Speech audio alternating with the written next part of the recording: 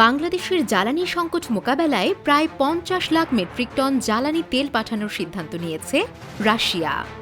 বর্তমান Iran Israel যুদ্ধ পরিস্থিতিতে বিশ্ব যখন তীব্র জ্বালানি সংকটে ভুগছে, তখন বাংলাদেশে ৫০ লাখ মেট্রিক টন জ্বালানি তেল পাঠানোর ঘোষণা দিয়েছে রাশিয়া, যেটি বাংলাদেশের অভ্যন্তরীণ জ্বালানি বাজারে স্বস্তি তৈরি করবে।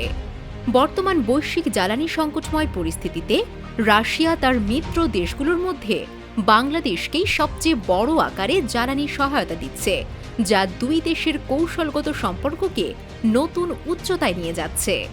বিশ্ববাজারে জ্বালানি তেলের দাম বৃদ্ধি পেয়ে প্রতি ব্যারেল $১০০ ছাড়িয়ে গেলেও সেখানে রাশিয়া বাংলাদেশকে বিশেষ সুবিধায় প্রতি ব্যারেল তেল মাত্র $৬০ সরবরাহ করছে। এই তেল রাশিয়ার নিজস্ব রিফাইনারিতে শোধন করে সরাসরি বাংলাদেশে পাঠানো হবে। রাশিয়া এই বিশেষ ছাড় কেবলমাত্র হাতে গোনা কয়েকটি বন্ধু রাষ্ট্রকে দিচ্ছে, যার মধ্যে বাংলাদেশ অন্যতম। ইরান ইসরায়েল যুদ্ধের শুরুর দিকে বাংলাদেশ জ্বালানি সংকটে পড়লে প্রতিবেশী ভারতের কাছে জ্বালানি সহযোগিতা চায়। তখন সে সময় ভারত মাত্র ৫,০০০ টন ডিজেল দিতে রাজি হয়, যা বাংলাদেশের চাহিদার তুলনায় অত্যন্ত নগণ্য। যে আমাদের একটু তেল বাড়ায় দেওয়ার জন্য এখন তারা ডিসাইড করে কতখানি বাড়াবে। Energy and power connectivity is an important aspect of our economic cooperation. তবে গতকাল বাংলাদেশের বাণিজ্য উপদেষ্টা আমির খসরু রাশিয়ার কাছে একই ধরনের সহযোগিতা চাইলে রাশিয়া তাৎক্ষণিকভাবে বাংলাদেশকে ৫০ লাখ মেট্রিক টন জ্বালানি তেল সরবরাহে সম্মত হয়। রাশিয়া বিশ্বের অন্যতম বৃহত্তম জ্বালানি রপ্তানিকারক দেশ, কিন্তু রুশ ইউক্রেন যুদ্ধ শুরু হওয়ার পর রাশিয়ার তেল রপ্তানির ওপর কঠোর নিষেধাজ্ঞা আরোপ করে যুক্তরাষ্ট্র, যার ফলে বাংলাদেশ দীর্ঘদিন চেষ্টা করেও আমেরিকার নিষেধাজ্ঞা থাকার কারণে রাশিয়ার তেল আমদানি করতে পারেনি। তবে সম্প্রতি বাংলাদেশের বাণিজ্য মন্ত্রী আমির খসরু রাশিয়ার কাছ থেকে তেল আমদানিতে যুক্তরাষ্ট্রের কাছে সাময়িক ছাড় চেয়েছে। তার এই অনুরোধের প্রেক্ষিতে যুক্তরাষ্ট্র সাময়িক সময়ের জন্য বাংলাদেশকে রাশিয়া থেকে তেল আমদানির সুযোগ দিতে রাজি হয়েছে। এতে করে যুক্তরাষ্ট্রের নিষেধাজ্ঞা এড়িয়ে রাশিয়ার কাছ থেকে সরাসরি তেল আমদানি করতে পারবে বাংলাদেশ।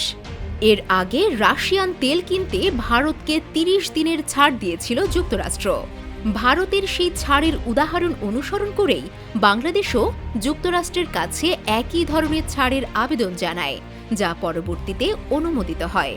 এদিকে গতকাল বাংলাদেশের প্রধানমন্ত্রী তারেক রহমানের সঙ্গে সংক্ষিপ্ত ফোনালাপ করেছেন রাশিয়ার প্রেসিডেন্ট ভ্লাদিমির পুতিন। দুই নেতার মধ্যে মধ্যপ্রাচ্যের সংকট ও জ্বালানি পরিস্থিতি সহ বিভিন্ন গুরুত্বপূর্ণ বিষয়ে আলোচনা হয়। এ সময় বাংলাদেশের প্রধানমন্ত্রী তারেক রহমান রাশিয়ার প্রেসিডেন্ট ভ্লাদিমির পুতিনকে বাংলাদেশ সফরের আমন্ত্রণ জানান। তাছাড়া দুই নেতার মধ্যে জ্বালানি সহযোগিতার পাশাপাশি রূপপুর পারমাণবিক প্রকল্পের অগ্রগতি নিয়েও আলোচনা হয়েছে। বিশেষ করে রূপপুর পারমাণবিক বিদ্যুৎ কেন্দ্র প্রকল্পের প্রথম ইউনিট আগামী মাসে উদ্বোধনের কথা রয়েছে, যেখানে ভার্চুয়ালি যুক্ত থাকবেন দুই দেশের শীর্ষ নেতৃত্ব। এছাড়াও বাংলাদেশের জ্বালানি খাতে দীর্ঘমেয়াদী সমাধানের লক্ষ্যে নতুন একটি তেল শোধনাগার নির্মাণের প্রস্তাব দিয়েছে রাশিয়া। বর্তমানে রাশিয়ার অপরিশোধিত তেল শোধনের জন্য বাংলাদেশে পর্যাপ্ত অবকাঠামো নেই, ফলে আন্তর্জাতিক বাজারে তুলনামূলক কম দামে রাশিয়ার তেল কেনার সুযোগ থাকলেও সেই সুযোগ পুরোপুরি কাজে লাগাতে পারছে না বাংলাদেশ। এই বাস্তবতা বিবেচনায় রেখে চট্টগ্রামের বিদ্যমান ইস্টার্ন রিফাইনারির পাশাপাশি রাশিয়ার বিনিয়োগে ইস্টার্ন রিফাইনারি 2 নির্মাণের পরিকল্পনা গ্রহণ করা হয়েছে। প্রকল্পটি বাস্তবায়িত হলে বাংলাদেশের তেল শোধন সক্ষমতা উল্লেখযোগ্যভাবে বৃদ্ধি পাবে এবং দেশের জ্বালানি নিরাপত্তা আরও শক্তিশালী হবে। বাংলাদেশের একমাত্র তেল শোধনাগার হচ্ছে ইস্টার্ন রিফাইনারি, যা চট্টগ্রামের পতেঙ্গায় অবস্থিত। এতদিন পর্যন্ত এই রিফাইনারি সৌদি আরব, কাতার, ওমান সহ মধ্যপ্রাচ্যের বিভিন্ন দেশের তেল শোধনাগারের সঙ্গে যুক্ত থাকলেও রাশিয়ার তেল শোধনের জন্য কোনো অবকাঠামো ছিল না। খনি থেকে যখন তেল উত্তোলন করা হয় তখন তা অপরিশোধিত অবস্থায় থাকে। এই অপরিশোধিত তেল বিদেশ থেকে সরাসরি জাহাজে করে দেশে আনা হয়।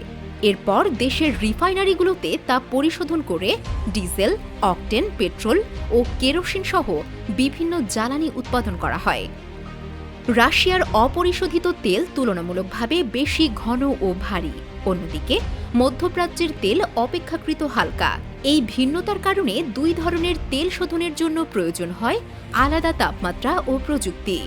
ফলে বর্তমানে বাংলাদেশের ইস্টার্ন রিফাইনারি, যা মূলত আরবিয়ান মার্বান ধরনের হালকা তেলের জন্য উপযোগী, যেখানে রাশিয়ার ভারী ক্রুড অয়েল কার্যকরভাবে শোধন করা সম্ভব হচ্ছে না।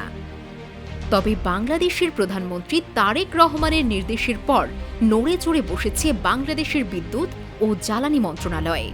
ইতোমধ্যে বাংলাদেশের পররাষ্ট্র মন্ত্রণালয় রাশিয়া থেকে তেল আনার জন্য জোর কূটনৈতিক প্রচেষ্টা শুরু করেছে বাংলাদেশ।